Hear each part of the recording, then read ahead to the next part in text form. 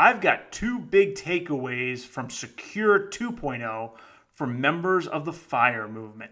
Hi, this is financial planner Sean Mullaney. Let's discuss. So the FI community, the FIRE movement, whatever you want to call it, very interested in tax advantage retirement accounts and always very interested in any changes to the laws when it comes to retirement accounts. And as we all know, in December 2022, Congress passed Secure 2.0. And here's my first message about it is it's got dozens of little rule changes. It's very easy to get lost in the weeds.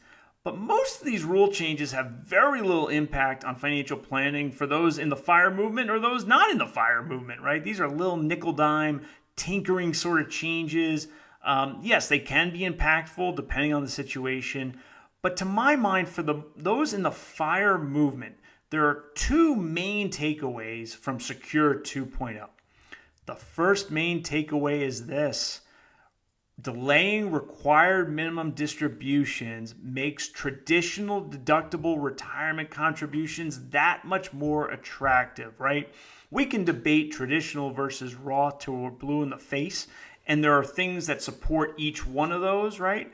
But in terms of where the needle stands, especially for those in the FIRE movement, the needle just moved a little bit towards traditional deductible retirement account contributions while we're working and away from those Roth contributions. Why is that?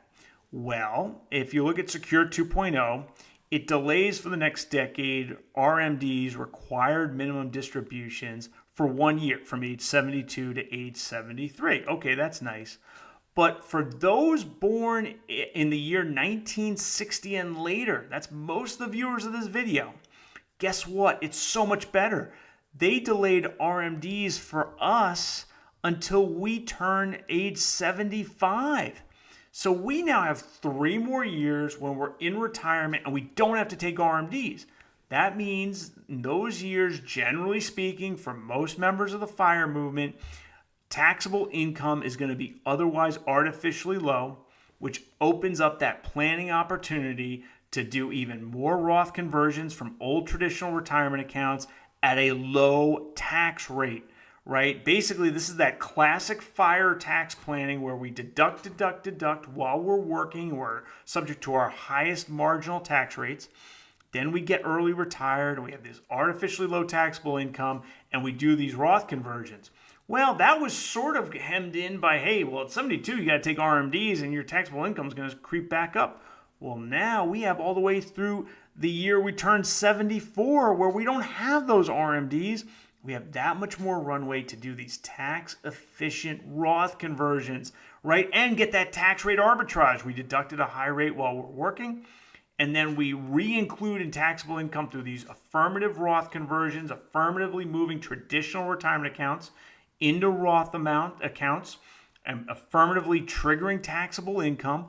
But we get to go back through those progressive tax rates, through the standard deduction, the 10% rate, the 12% rate, maybe even the 22% rate. So first takeaway is traditional deductible retirement account contributions at work are even more attractive because of the delay in RMDs. Second takeaway is do not fall into the Rothification trap. Right? Secure 2.0 attempts to Rothify a lot of workplace retirement account contributions. What are they doing? Well, they're saying from now on, you're going to be able to do a simple Roth IRA, Roth Simple IRA. You're not going to be limited to just the traditional Simple IRA. And you're going to be able to do a Roth SEP IRA. You're not just going to be limited to a traditional deductible SEP IRA. And for those of you at larger employers with 401k, 403b, 457 type plans, we're going to allow the employer to offer you, worker, the option of making all the employer contributions Roth. Now, that's not going to be effective for all plans because the plan is going to have to decide to do that, to offer that, so they don't have to. But I suspect many plans will, or at least some plans will. Maybe not many, but certainly some.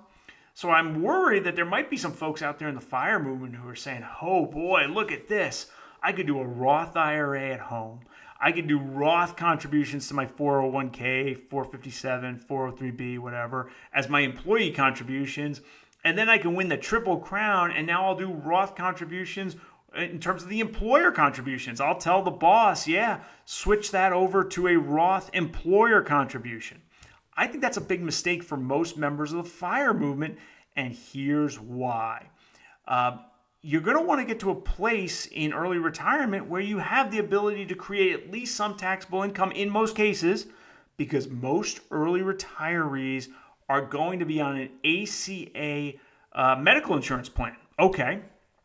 Those things have generally high premiums, usually can be over $1,000 a month in insurance premiums per person on an ACA medical insurance plan. But wait a minute, there's this big tax subsidy. It's called the premium tax credit, where you can get thousands of dollars of subsidies every year against your insurance premiums if you're on an ACA plan. But that only obtains, you only get these premium tax credits if and only if you have enough taxable or modified adjusted gross income to be off of Medicaid. At a certain level, and this varies state to state, if you don't have enough modified adjusted gross income, you go on Medicaid or Medi-Cal or whatever the state's version of Medicaid is. And what that means is if you're on Medicaid or qualify for Medicaid, you do not qualify for a premium tax credit. Folks don't understand this, right? In early retirement, in order to qualify for a premium tax credit, you have to have a certain minimum amount of modified adjusted gross income. If all your assets are either taxable brokerage, where we have very low yields and we can only do so much tax gain harvesting, eventually we just step up everything to the full basis and we have no more gains to harvest, right? So that's one thing we can have. And then we have Roth accounts where we can't create taxable income out of them, generally speaking. Guess what? You might have income so low that you qualify for Medicaid, and your choices are either go on Medicaid, which many folks don't want to go through in terms of doctor experience and user experience, patient experience. So a lot of folks are going to want to be on an ACA plan. So you could still, in theory, go on an ACA plan, but now you don't get a subsidy. So you're going to have to pay the full freight, right? What I would prefer is going into early retirement with at least some amounts in those traditional retirement accounts, not falling into that Rothification trap that Secure 2.0 has laid out for us, right? Have at least some amounts in those traditional retirement accounts so we can get that tax rate arbitrage I talked about in the early part of the video, but then also qualify to make sure our income is just high enough so we don't qualify for Medicaid. And now we turn on those ACA premium tax credits. We can have our ACA medical insurance plan and get thousands of dollars of premium tax credits. So those are my two big takeaways from Secure 2.0 for the FIRE movement. Let me know what you think about Secure 2.0, the FIRE movement, the combination thereof, whatever you want to talk about in the comments.